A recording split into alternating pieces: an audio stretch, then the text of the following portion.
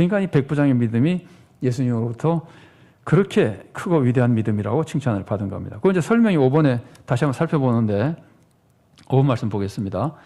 예수님이 백부장의 믿음을 크다고 하신 이유를 생각해 보십시오. 차근차근 살펴보겠습니다.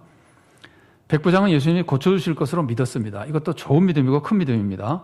다만 이스라엘 사람들에서 이런 믿음이 많았잖아요. 그러니까 못 봤다 그럴 수는 없잖아요, 예수님이. 그러니까 이 믿음도 있으나 이것만으로는 이런 칭찬받은 것이 아닙니다. 두 번째입니다. 종을 위해서 직접 찾아와서 간절히 간구했다. 이것도 굉장히 큰 믿음이고 굉장히 큰 사랑입니다. 훌륭한 믿음입니다. 그러나 이렇게 믿는 사람도 유대인 중에서 없었던 건 아니거든요. 중풍병자 데려온 사람들이 있잖아요. 그 사람들도 이웃 친구를 위해서 데려왔고 그 믿음을 예수님이 보고 그들의 믿음을 보시고 중풍병자를 죄 용서도 선포해 주시고 병도 고쳐주잖아요. 마태복음 4장 24절 보면은요, 예수님에 대한 소문이 쫙 퍼지니까 이렇게 기록되어 있습니다. 사람들이 여러 병자들을 데리고 예수님께 데려오니 예수님께서 고치시더라, 이런 말이 있어요. 예수님께 온 사람들 중에는 환자 데리고 온 사람들이 굉장히 많았어요. 그러니까 사람을 데리고 왔던, 기도 제목을 가지고 왔던, 예수님께서는 많은 사람들이 이렇게 믿음과 사랑으로 예수님께 간구를 했었거든요. 그러니까 이것도 훌륭한 믿음이지만 유독 유일한 믿음, 뭐 그런 거라고 볼 수는 없습니다. 이스라엘 사람들에게 볼 수 없었던 믿음이라고 볼 수는 없습니다. 3번입니다. 예수님이 오시는 것을 사양했다. 이건 예수님의 거룩하신 것을 믿은 겁니다. 굉장히 좋은 믿음입니다. 그런데 이제 여기서 강조된 것이 오시지 않는 것을 사양하게 강조된 것인지 말씀 안으로 고쳐달라는 것이 강조된 것인지를 보면은 이런 믿음 때문에 말씀 안으로 고쳐달라고 그러지만 결국 이것은 그 인간적인 예절을 강조하는 건 아니잖아요. 예수님에 대한 특별한 믿음이 예수님의 권위를 정말 확실하게 믿어서 그걸 다시 믿어서 예수님이 오시지 말라 그러는 거죠. 그러니까 그 자체만으로 특별히 강조된 내용은 아니고 그 다음과 합쳐져 가지고 강조된 거거든요. 그 예수님의 권위에 대한 실제적인 이해 때문에 오시지 말라 그랬는데 그 권위에 대한 이해가 중요한 거지 오시지 말라고 한 내용 자체가 중요한 건 아니거든요. 그 권위를 도대체 어떻게 믿었는가? 얼마나 실제로 믿었으면은 오시지 말라 그러고 말씀하라 그랬을까? 이제 그게 강조된 부분이라 제가 3번과 4번 일부러 조금 분리해서 비교해 놨는데 4번이 이제 예수님이 강조한 핵심 메시지입니다. 권위에 대한 실제적인 이해. 권위가 있다 그러면은 권위가 있으면 당연히 말로 되는 것이다. 이 자기가 경험한 것에 대한 실제적인 이해. 그리고 그 실제 이해를 예수님에게 그대로 적용해 가지고 그 예수님의 권위를 나에게 적용해서 말만으로 이제 다 된다고 그냥 확실하게 믿고 사는 거죠. 그러니까 이 사람은 실제로 믿고 그 실제로 믿는 것이 나의 삶에 다 적용되는 모습이라고 볼 수 있습니다. 그러니까 이런 사람은 믿음이 행동으로 나타나는 사람이라고 볼 수 있죠.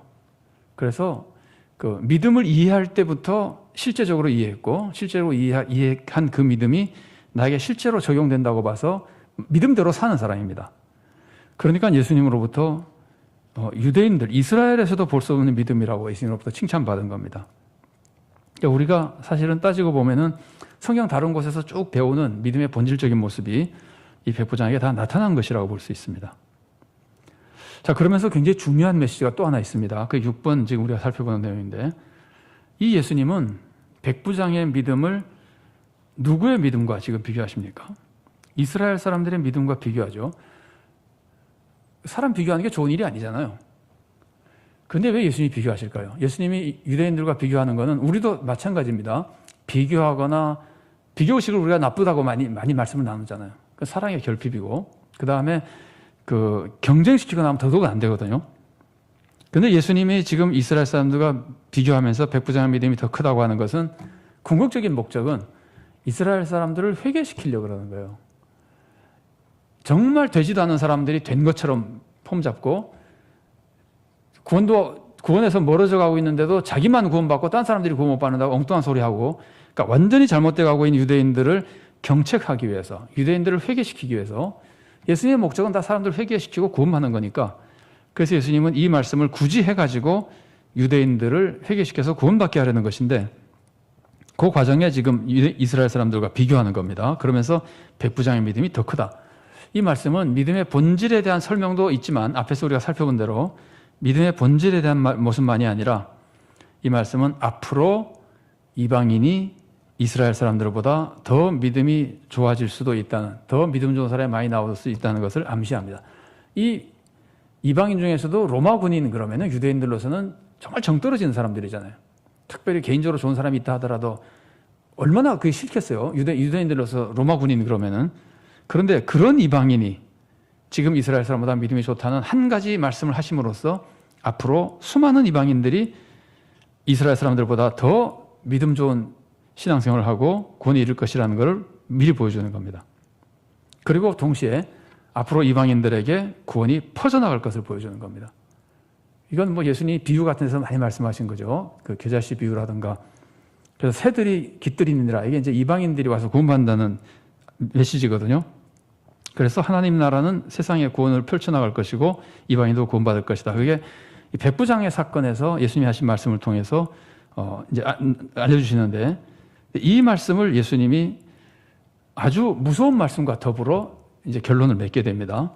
그래서 예수님은 로마 백부장이 찾아와서 믿음을 보여준 이 사건을 계기로 해서 유대인들을 경책하면서 동시에 이방인들의 구원이 널리 퍼질 것이라고 하는 걸 보여주는데, 특히 이제 유대인들에 대한 경고의 메시지가 결론 부분에 나옵니다. 마태복음 8장 11절과 12절 말씀입니다. 제가 봉독해 드리겠습니다. 또 너에게 이르노니 동서로부터 많은 사람이 이르러 아브라함과 이삭과 야곱과 함께 천국에 앉으려니와 그 나라의 본 자손들은 바깥 어두운 데 쫓겨나 거기서 울며 이를 갈게 되리라. 본 자손들이 누군가요? 본 자손들은 원래 약속된 백성, 이스라엘 백성이죠. 그러니까 이게 얼마나 그 자극적이고 무서운 표현입니까?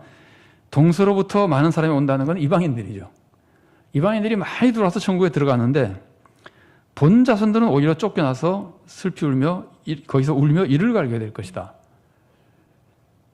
이거는 좀 표현이 조금 극단적이죠, 그죠? 이방인들은 들어오고 본 자손은 쫓겨난다는 것만큼이나 극단적이잖아요. 사실은 누구든지 믿으면 구원 받는데도 불구하고 이방인들이 집중적으로 구원을 받고 유대인들은 오히려 집중적으로 쫓겨난다는 표현을 하고 있잖아요. 이걸 나중에, 이게 굉장히 중요한 신앙의 고민거리였거든요. 초대교회도 그렇고 모든 성도들에게 이게 고민거리예요, 사실은. 왜 약속된 백성은 나중에 다 구원 못 받느냐? 이거 말이 안 되는 거잖아요. 하나님의 약속이 어떻게 그런 약속이 다 있냐? 그래서 이 부분을 설명하는 게 로마서 9장부터 11장에서 사도 바울이 설명하는 겁니다. 아주 그거는 정말 특별한 설명입니다. 다른 데는 거의 나오지 않는, 제가 아는 바로는 특별한 계시를 받아서 설명하는 것인데, 그 원리가 그거잖아요. 그거 아시죠? 로마서 사도 바울이 도대체 왜 유대인이 약속의 백성인데 이방인이 구원받고 유대인은 구원 안 받느냐? 그걸 통해서 하나님이 다시 유대인들이 하나님께로 오게끔 만드는 그 원대한 구원의 역사 섭리 속에 들어있는 내용이다. 이제 이래서 유대인들도 나중에 구원받는다고 알려주긴 하죠. 여기서 예수님은 유대인들을 경고하는 겁니다. 지금 뭐 유대인들은 앞으로 이제 예수님을 십자가 못 박고 죽일 사람들이잖아요. 그러니까 얼마나 지금 마음이 완악하고 신앙생활 잘 못하고 있는가, 마음이 신앙으로부터 올바른 믿음으로부터 멀어져 있는가, 이런 것들을 안타까워하면서 경고하시는 모습이라고 볼 수 있습니다.